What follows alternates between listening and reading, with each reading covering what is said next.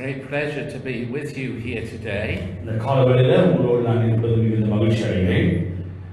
At a distance, we have known and followed your lives here for many years. தூரமாய் இருந்தாலும் अनेक நாட்கள் இங்குள்ள ஒவ்வொருவருடையும் உங்களுடைய வாழ்க்கை சபையை குறித்து நான் அதை தீவிரமாய் கண்காணித்து வந்தேன். So to see people behind the pictures is really wonderful for us. இந்த ஊழியத்தினுடைய பின்புலத்திலிருந்து உதவி செய்கிற ஜெபிக்கிற ஒவ்வொருவரையும் நேரில் பார்க்கும்போது மிகுந்த மகிழ்ச்சி. And I'm sure we'll take back many happy memories of the time we spent with you.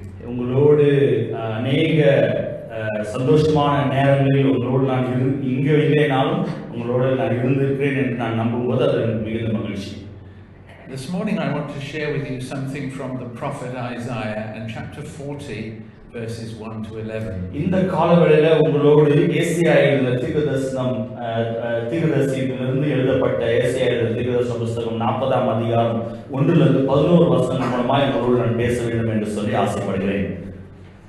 But before I share that with you, Joseph's going to read the scripture.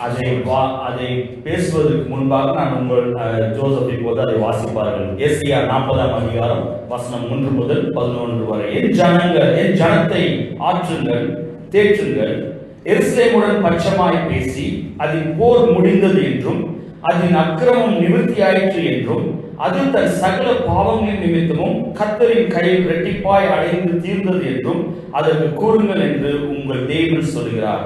கர்த்தருக்கு வழியை ஆயத்தப்படுத்துங்கள், அவாந்தரங்களிலே நம்முடைய தேவனுக்கு பாதையை செவ்வை பண்ணுங்கள் என்றும் பள்ளமெல்லாம் உயர்த்தப்பட்டு சகல மலையும் குன்றும் தாழ்த்தப்பட்டு கோணலானது செவ்வையாக்கி கரடு முரடானவை சமமாக்கப்படும் என்றும் கர்த்தரின் மகிமை வெளியரங்கமாகும், மாம்சமான யாவும் அதை ஏகமாய் காணும், கர்த்தரின் வாக்கு அதை உரைத்தது என்று வனாந்தரத்திலே கூப்பிடுகிற சத்தம் உண்டாயிற்று.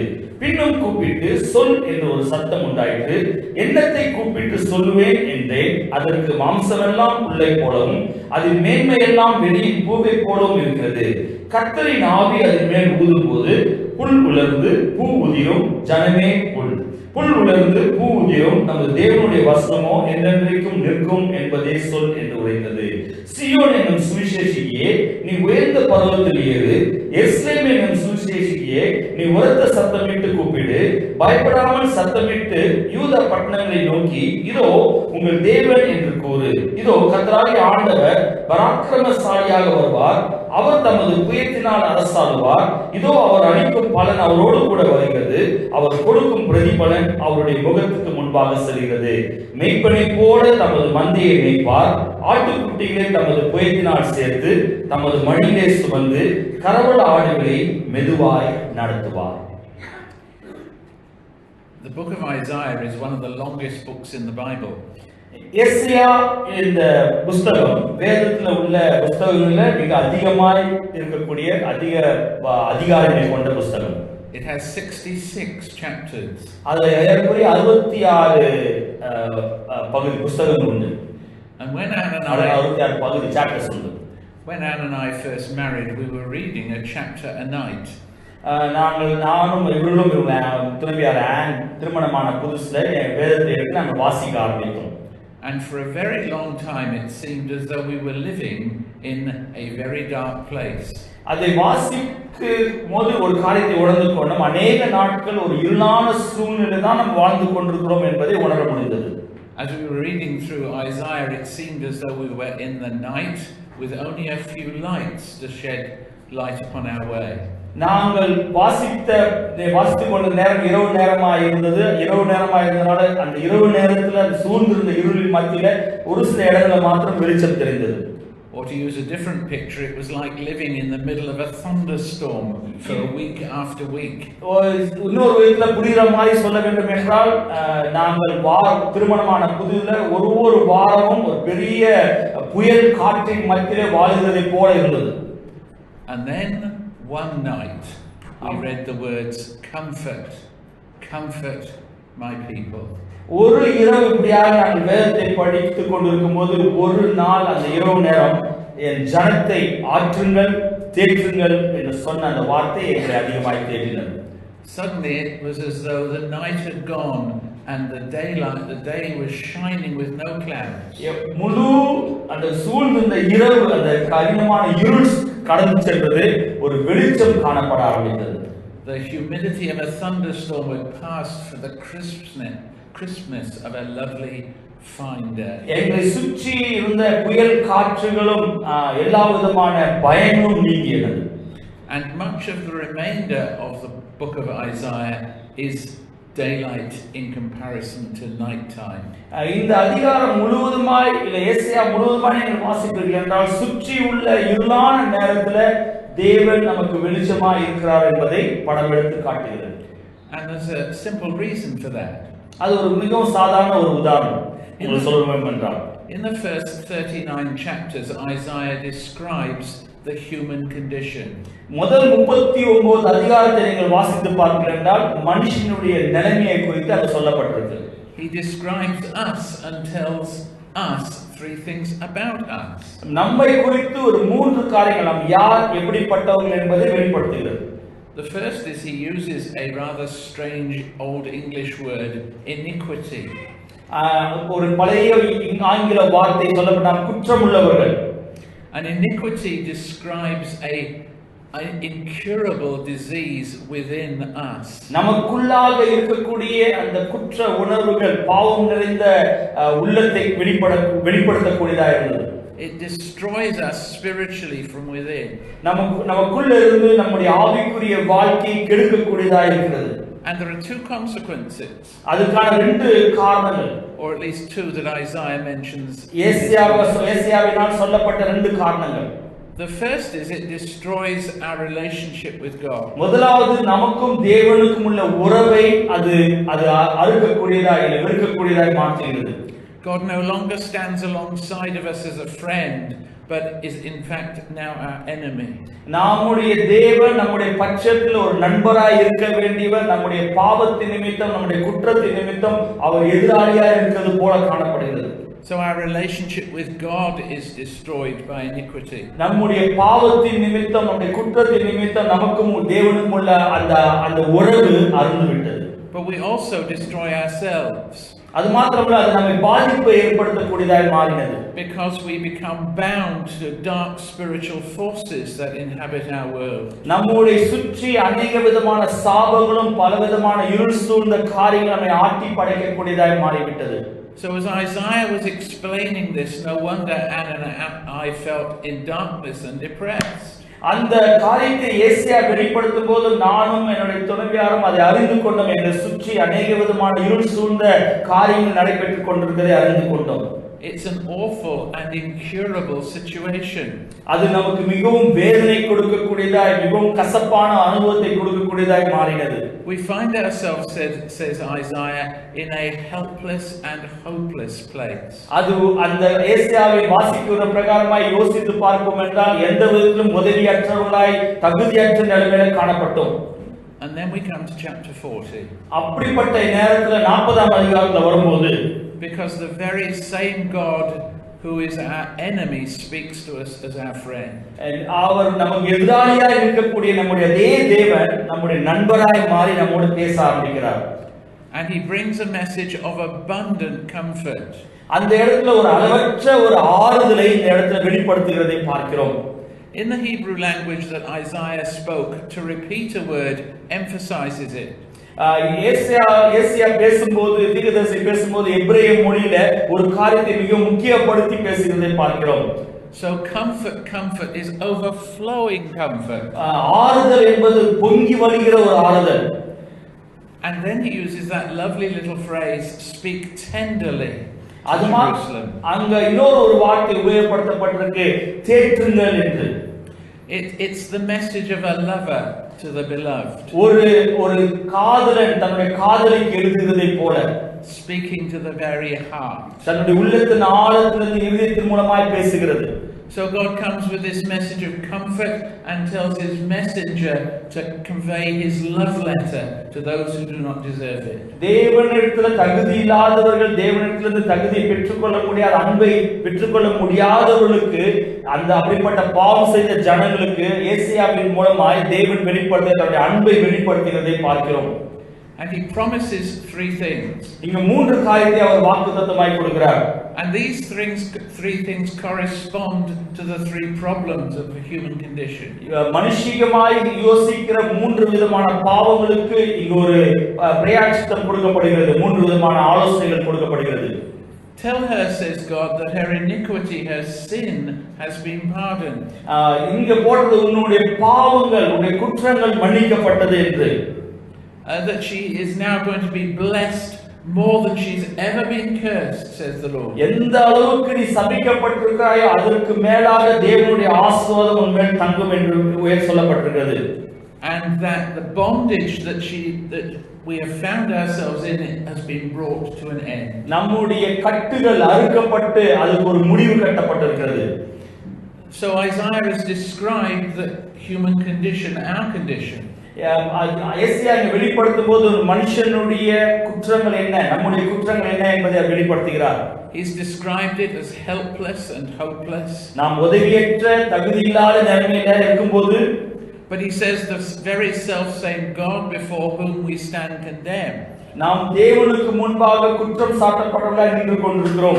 is a God of grace who sends his love letter to us. ஆனால் அவருடைய கிருபையின் மூலமாய் அதே தேவன் தன்னுடைய அன்பை வெளிப்படுத்தக்கூடியவராய் மாறினார். And promises to deal with our need and to bring us back into fellowship with himself. அவருடைய வாக்குத்தத்தத்தை கொடுத்து மறுபடியுமாய் பழைய உறவை மீட்டெடுத்து அவரோடு ஐக்கியம் அடைய வேண்டும் என்பதை அவர் விரும்பினார். Now that's good news. அது நமக்கு நல்ல செய்தி. But it is such good, unbelievable news that Isaiah finds it difficult to believe. ஏசாயாவினால புரிந்து கொள்ள முடியாதபடி, விசுவாசிக்க முடியாதபடி ஒரு கடினமான ஒரு செய்தி இங்கே கொடுக்கப்பட்டிருக்கிறது. So he says, I hear a voice saying, cry out. அங்க ஒரு சத்தம் எனக்கு கேட்டது, சத்தமிட்டு கூப்பிடு என்று சொல்லி ஒரு சத்தம் கேட்டது. Give your message, Isaiah. ஏசாயாவே ஒரு செய்தியை நான் சொல்லுகிற செய்தியை வெளிப்படுத்து என்று சொல்லப்பட்டிருந்தது. And Isaiah says, what shall I say? அப்ப ஏசாயா கேக்குற, ஆண்டவரே நான் என்னத்தை சொல்ல வேண்டும்? And he highlights our condition. அது நம்முடைய ஏக்கத்தை வெளிப்படுத்தக்கூடியதாக காணப்படுகிறது. All people are like grass and all their faithfulness is like the flower of the field. அங்க போட்டிருக்கிறது அவருடைய ஆவியை போல, ஒரு பூவை போல நம்முடைய வாழ்க்கை காணப்படுகிறது. And he goes on to list our inability to do anything to put matters right with God. தேவனிடத்தில் சேர்வதற்காக உன்னிடத்தில் இருக்கிற எல்லா காரியத்தையும் சீர் செய்ய வேண்டும் என்பதை வெளிப்படுத்துகிறது. And then the voice comes back to him. மறுபடியும் ஒரு சத்தம் ஏசாயாவுக்கு கேட்கிறது. Yes, Isaiah, you were right. ஏசாயாவே நீ சொல்லுகிறதை செய், நீ சொல்றது சரிதான். The grass does wither and fall. அது புல் உலர்ந்து போகக்கூடியதாய் காணப்படும். But here is the thing that counts. ஆனால் ஒரு காரியத்தை புரிந்து கொள். The word of God stands forever. ஆனால் தேவனுடைய வார்த்தை நித்தியமாய் நிலைத்திருக்கும். Yes, you are in a helpless and hopeless condition. ஆம், நீங்களும் நானும் உதவியற்ற நிலைமையில் இருக்கலாம். Yes, our human condition is irredeemable. நம்முடைய நிலைமை மீட்டெடுக்கக்கூடிய ஒரு நிலைமை தான். But God in his love and grace and according to his word will put the matter right. அவருடைய வார்த்தையின்படி, வாக்குத்தத்தத்தின்படி, அவருடைய கிருபையினாலே நாம் மறுபடியுமாய் நிலைநிறுத்தப்படுவோம். And that leads us to a question. அப்படி செய்யும்போது நமக்குள்ள ஒரு கேள்வி எழும்புகிறது. How will God do this? எப்படி தேவன் இதை செய்வார்? And Isaiah begins to tell us. ஏசாயா அதுக்கான பதிலும் வெளிப்படுத்துகிறார். He again refers to a voice calling. அங்க மறுபடியுமாய் ஒரு சத்தம் கேட்கிறது என்று சொல்லி அவர் எழுதுகிறார். But this voice is the voice of a herald. ஆனால் இந்த சத்தம் ஒரு பெரிய ஒரு உரத்த சத்தமாய் இருந்தது. Inviting people to prepare for an astounding event. அங்கு நடக்கக்கூடிய ஒரு காரியத்தை தாங்கள் ஆயத்தமாக வேண்டும் என்பதை உரத்த சத்தமிட்டு சொல் என்று சொல்லப்பட்டிருக்கிறது. Now when King Charles visits somewhere in the UK, preparations are made. எங்களுடைய தேசத்தினுடைய ராஜா, அதாவது கிங் சார்ல்ஸ், அவர் ஒரு இடத்துக்கு பிரயாணப்பட்டு போகிறார் என்றால் அவர் போகிறதுக்கு முன்பாக அந்த இடத்தை அநேகர் ஆயத்தப்படுத்துவார்கள். I expect the same is true for a great dignitary here in India. இந்தியாவில் உள்ள தலைவர்கள் போகிறார்கள் என்றாலும் அப்படிப்பட்ட ஆயத்தங்கள் செய்யப்படும் என்று நான் நம்புகிறேன். Everything's tidied up. எல்லாமே சீர் செய்யப்படும். And Isaiah reflects that here. அது ஏசாயா இங்கே அவர் சொல்லுவதை பார்க்கிறோம். Fill in the holes in the roads. அங்குள்ள தெருக்கள் எல்லாம் சரி செய்யப்படுகிறது. Clear the road and make sure that there is a passageway through. அவர்கள் கடந்து போவதற்காக வழிகள் ஆயத்தமாக்கப்படுகிறது. Because a great dignitary is coming. காரணம் ஒரு பெரிய தலைவர் அந்த இடத்துல கடந்து போகிறார். And who is this dignitary? அந்த பெரிய தலைவர் யார்? It is God himself. தேவனே அதில் கடந்து போகக்கூடியவராய் காணப்படுகிறார். God himself, says Isaiah, is going to appear to us. ஏசாயா வெளிப்படுத்தணும் சொல்றார், தேவனே நம்மோடு வெளிப்படக்கூடியவராய் காணப்படுகிறார். And these things that God has promised and guaranteed in his word, அவருடைய வார்த்தையினால் அங்க சொல்லப்பட்டிருக்கு, பள்ளமெல்லாம் உயர்த்தப்பட்டு சகல மலையும் குன்றும் தாழ்த்தப்பட்டு கோணலானவைகள் சபையாக்கப்படும் என்று. all these things will be ours when God himself appears. when கர்த்தரின் மகிமை வெளியரங்கமாய் கிரியை செய்யும் போது அது எல்லாமே மாறுகிறது. 5ஆம் வசனம். When we come to the time in which Jesus lived, ஆண்டவராகிய இயேசு கிறிஸ்து வாழ்ந்து கொண்டிருந்த காலகட்டத்தில் வாழும்போது these verses in Isaiah were applied to John the Baptist. இந்த வசனம் யோவான் ஸ்நானகனுடைய வாழ்க்கையில அது பிராக்டிகலா கொண்டு வரப்பட்டது. And he preached that there was one who was coming who was God himself. எனக்கு பின்பாக வருகிறவர் அவர் தேவனுடைய குமாரன் என்று அவர் சாட்சியாய் அறிவித்தார்.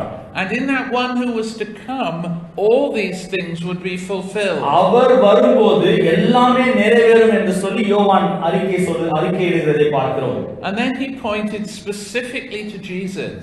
அது ஆண்டவராகிய இயேசு கிறிஸ்துவை முக்கியப்படுத்தி சொல்லப்பட்ட வார்த்தைகள்.